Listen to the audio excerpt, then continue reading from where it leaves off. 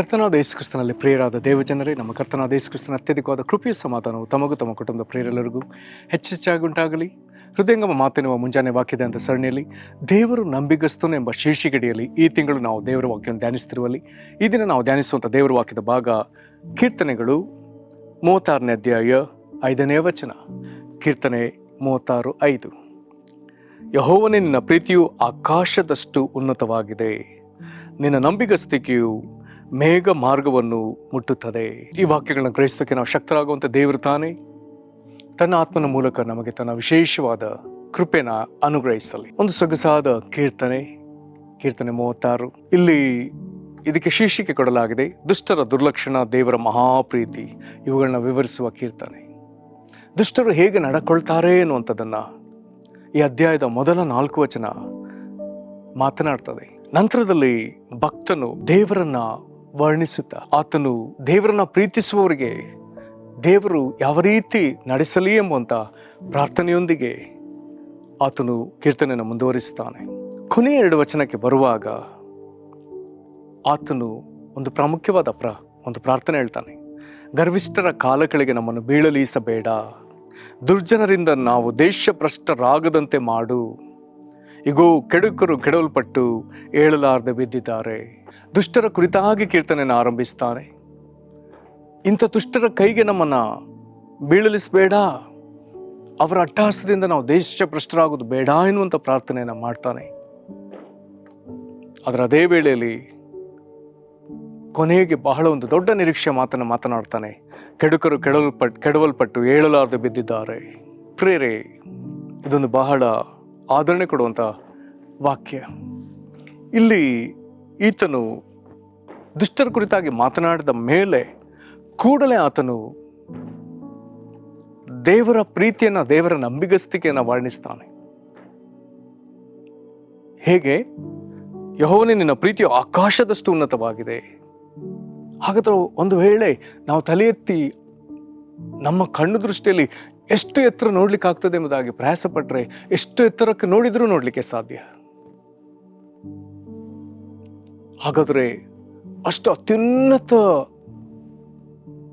ಒಂದು ದೃಷ್ಟಿ ಬೀರಿ ನಾವು ನೋಡುವುದಾದರೆ ಭಕ್ತನು ಹೇಳ್ತಾನೆ, ದೇವರ ಪ್ರೀತಿ ಆಕಾಶದಷ್ಟು ಉನ್ನತ. ನಂತರದಲ್ಲಿ ದೇವರ ನಂಬಿಗಸ್ತಿಕೆಯನ್ನು ಮಾತನಾಡ್ತಾನೆ.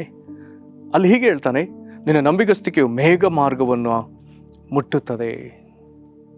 ಇದು ಸಹ ಆಕಾಶದ ಕಡೆಗೆ ತೋರಿಸುವಂಥ ಸಂಗತಿಯೇ. ದೇವರ ನಂಬಿಗಸ್ತಿಕೆ ಅಲ್ಲಿಯವರೆಗೂ ಅದು ಏರ್ತದಂತೆ. ಆಕಾಶವನ್ನು ತೋರಿಸ್ತಾನೆ. ಇಲ್ಲಿ ಆತನು ಸೃಷ್ಟಿಯನ್ನು ಇಟ್ಟು ಮಾತನಾಡ್ತಿದ್ದಾನೆ. ಮುಂದೆ ಅನೇಕ ವಿಧದಲ್ಲಿ ಆತನು ಮಾತನಾಡ್ತಾ ಬರ್ತಾನೆ.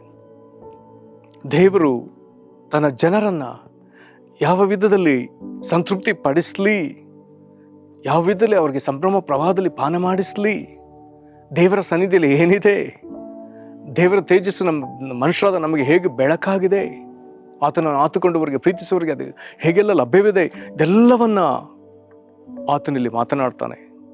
ಅದನ್ನೆಲ್ಲ ಹೇಳಿ 10ನೇ ವಚನಕ್ಕೆ ಬರುವಾಗ ತಿರುಗಿ ಪ್ರಾರ್ಥನೆಯೊಂದಿಗೆ ಆತನ ತಿರುಗಿ ಕಾಣಿಸಿಕೊಳ್ತಾನೆ. ದೇವರನ್ನ ಅರಿತವರಿಗೂ, ದೇವರನ್ನ ಪ್ರೀತಿಸುವ ಮತ್ತು ಯಥಾರ್ಥ ಚಿತ್ತರಿಗೆ ದೇವರಿಂದ ಏನು ದೊರಕಲಿ ಎಂಬುದನ್ನು ಆತನು ಪ್ರಾರ್ಥಿಸ್ತಾನೆ. ಕರ್ತನಲ್ಲಿ ಪ್ರೀತಿಯುಳ್ಳ ದೇವಜನರೇ, ಇಲ್ಲಿ ದೇವರ ನಂಬಿಗಸ್ತಿಕೆ ಮೇಘ ಮಾರ್ಗವನ್ನು ಮುಟ್ಟುತ್ತದೆ. ಹಾಗಾದರೆ ಆಕಾಶದ ಕಡೆಗೆ ನೋಡುವಾಗ ನಮಗೆ ದೇವರ ನಂಬಿಗಸ್ತಿಕೆ ಕಾಣ್ತದೆ. ಆದಿಕಾಂಡ 1ನೇ ಅಧ್ಯಾಯದಲ್ಲಿ ಒಂದು ವಚನವನ್ನು ನೋಡಿಕೊಳ್ಳೋಣ. ಆದಿಕಾಂಡ 1ನೇ ಅಧ್ಯಾಯದ 14ರಿಂದ ಕೆಲವು ವಚನಗಳನ್ನ ನೋಡ್ತಾ ಬರೋಣ. ಬಳಿಕ ದೇವರ ಆಕಾಶ ಮಂಡಲದಲ್ಲಿ ಬೆಳಕುಗಳು ಉಂಟಾಗಲಿ, ಅವು ಹಗಲಿರುಳುಗಳನ್ನು ಬೇರೆ ಬೇರೆ ಮಾಡಲಿ, ಇದಲ್ಲದೆ ಅವು ಗುರುತುಗಳಾಗಿದ್ದು ಸಮಯಗಳನ್ನು ದಿನ ಸಂವತ್ಸರಗಳನ್ನು ತೋರಿಸಲಿ, ಮತ್ತು ಭೂಮಿ ಮೇಲೆ ಬೆಳಕು ಕೊಡುವುದಕ್ಕೆ ಅವು ಆಕಾಶ ಮಂಡಲದಲ್ಲಿ ದೀಪಗಳಂತಿರಲಿ ಅಂದನು. ಹಾಗೆಯೇ ಆಯಿತು. 16ನೇ ವಚನ. ದೇವರ ಹಗಲನ್ನಾಳುವುದಕ್ಕೆ ದೊಡ್ಡ ಬೆಳಕನ್ನು, ಇರಳನ್ನಾಳುವುದಕ್ಕೆ ಚಿಕ್ಕ ಬೆಳಕನ್ನು, 2 ದೊಡ್ಡ ದೊಡ್ಡ ಬೆಳಕುಗಳನ್ನು ಉಂಟು ಮಾಡಿದನು. ಆತ ನಕ್ಷತ್ರಗಳನ್ನು ಸಹ ಉಂಟು ಮಾಡಿದನು. ದೇವರು ಆ ಬೆಳಕುಗಳನ್ನು ಆಕಾಶ ಮಂಡಲದಲ್ಲಿಟ್ಟು ಭೂಮಿ ಮೇಲೆ ಬೆಳಕು ಕೊಡುವುದಕ್ಕೂ ಹಗಲಿರುಳುಗಳನ್ನು ಆಳುವುದಕ್ಕೂ ಬೆಳಕನ್ನು ಕತ್ತಲನ್ನು ಬೇರೆ ಬೇರೆ ಮಾಡುವುದಕ್ಕೂ ಅವುಗಳನ್ನು ನೇಮಿಸಿದನು. ಆತನು ಅದನ್ನು ಒಳ್ಳೆಯದೆಂದು ನೋಡಿದನು. ಆದಿಕಾಂಡ 1ನೇ ಅಧ್ಯಾಯದ ಈ ಒಂದು ಸೃಷ್ಟಿ ಕ್ರಮದಿಂದ ಈಚೆಗೆ ಹೆಚ್ಚು ಕಡಿಮೆ ಮನುಷ್ಯನ ಚರಿತ್ರೆ 5,000 ವರ್ಷಗಳು ದಾಟಿದೆ. ಅಂದಿನಿಂದ ಇಲ್ಲಿವರೆಗೂ ಮನುಷ್ಯನು ಪ್ರತಿ ದಿವಸ ಸೂರ್ಯೋದಯವನ್ನ ಸೂರ್ಯಾಸ್ತ ಸೂರ್ಯಾಸ್ತಮಾನವನ್ನು ಆತನು ಅನುದಿನವೂ ಅನುಭವಿಸಿದ್ದಾನೆ. ಒಂದು ದಿನವೂ ಇಲ್ಲ ಎಂಬುದಕ್ಕೆ ಹೇಳುವುದಕ್ಕೆ ಸಾಧ್ಯವಿಲ್ಲ.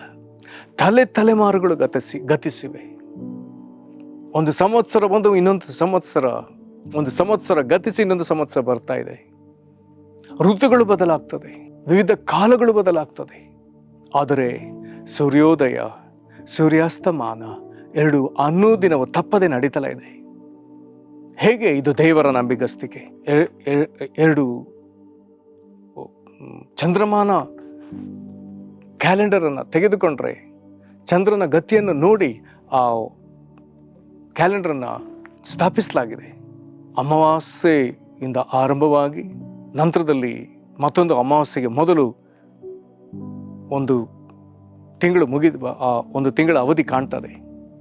ಹಾಗಾದರೆ ಅಮಾವಾಸ್ಯೆಯಿಂದ ಹೆಚ್ಚು ಕಡಿಮೆ 14-15 ದಿವಸಕ್ಕೆ ಹುಣ್ಣಿಮೆ ಬರ್ತದೆ. ಅಲ್ಲಿಂದ 14-15 ದಿವಸಕ್ಕೆ ತಿರುಗಿ ಅಮಾವಾಸ್ಯೆ ಬರ್ತದೆ. ತಿರುಗಿ ಅಮಾವಾಸ್ಯೆಯಿಂದ ಮತ್ತೆ ಹುಣ್ಣಿಮೆ ಬರ್ತದೆ. ಹುಣ್ಣಿಮೆಯಿಂದ ಮತ್ತೆ ಅಮಾವಾಸ್ಯೆ ಬರ್ತದೆ. ಅದನ್ನು ಆಧರಿಸಿ ಎಷ್ಟೋ ವಿಧದ ಕ್ಯಾಲೆಂಡರ್ಗಳಿವೆ ಜಗತ್ತಿನಾದ್ಯಂತ.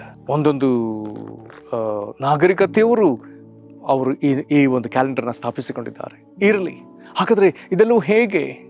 ಬೇಸಿಗೆಗಾಲದ ನಂತರ, ಮಳೆಗಾಲದ ನಂತರ, ಚಳಿಗಾಲದ ನಂತರ, ತಿರುಗಿ ಬೇಸಿಗೆ, ತಿರುಗಿ ಮಳೆ, ತಿರುಗಿ ಚಳಿಗಾಲ, ಇವು ತಪ್ಪದೆ ಉಂಟಾಗ್ತಲೇ ಇವೆ.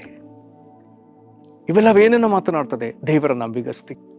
ಒಂದು ಮಗು ಜನನವಾದರೆ ಬೇರೆ ಮನುಷ್ಯರು ಹೇಗಿದ್ದಾರೋ ಅದಕ್ಕೆ ಆ ಮನುಷ್ಯರಿಗಿರುವಂತೆ ಈ ಮಗುವಿಗೂ ತಲೆ, ಅದರಲ್ಲಿ ಕಣ್ಣುಗಳು, ಕಿವಿಗಳು, ಮೂಗು, ಬಾಯಿ, ಕೈಕಾಲುಗಳು, ದೇಹ, ಎದೆ, ಹೊಟ್ಟೆ, ಹೀಗೆ ಎಲ್ಲವೂ ಕ್ರಮವಾಗಿ ಇವೆ.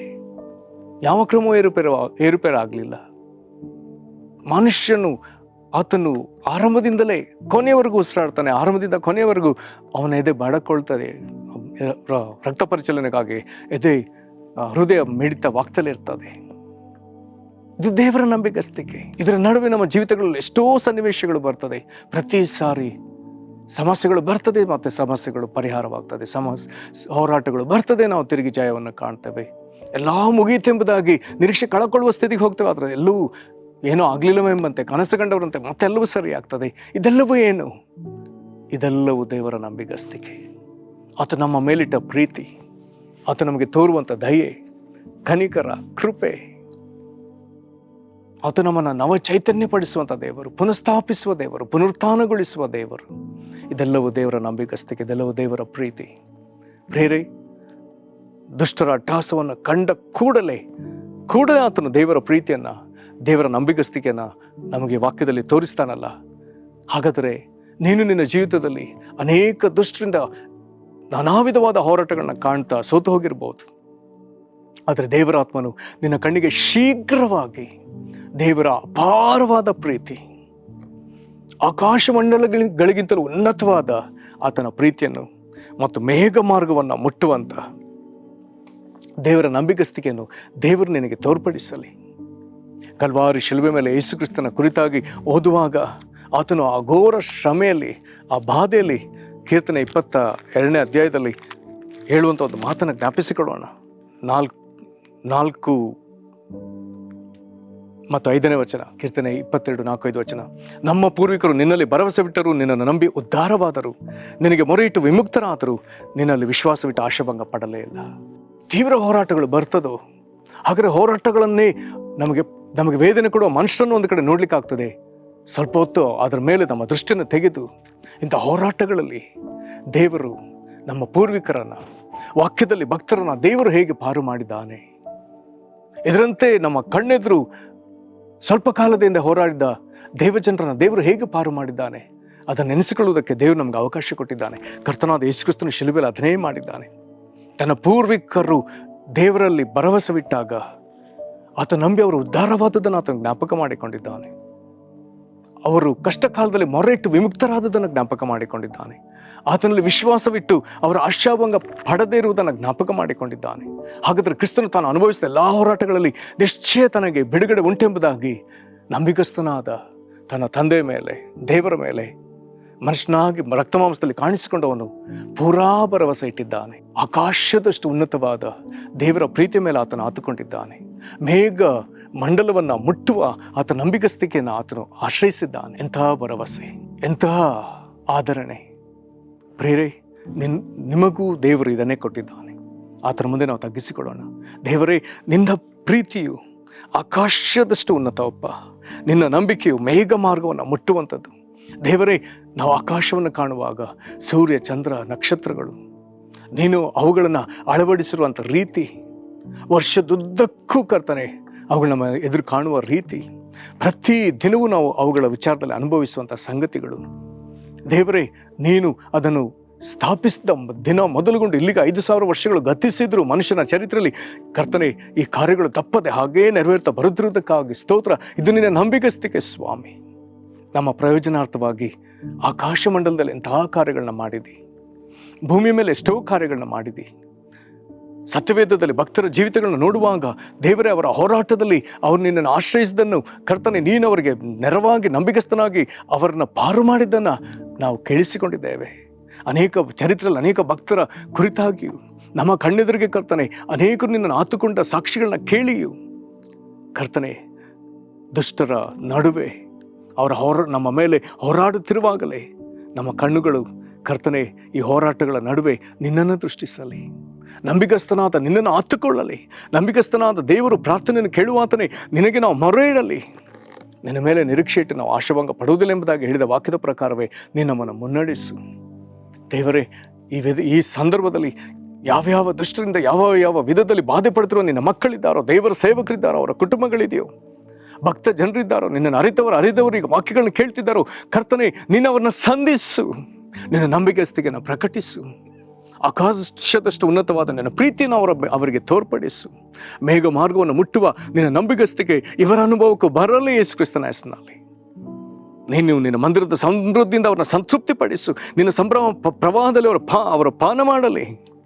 ನಿನ್ನ ಬಳಿ ಜೀವದ ಬುಗ್ಗೆ ಉಂಟಲ್ಲ ಸ್ವಾಮಿ, ನಿನ್ನ ತೇಜಸ್ಸು ಅವರಿಗೆ ಬೆಳಕನ್ನು ಕೊಡಲಿ.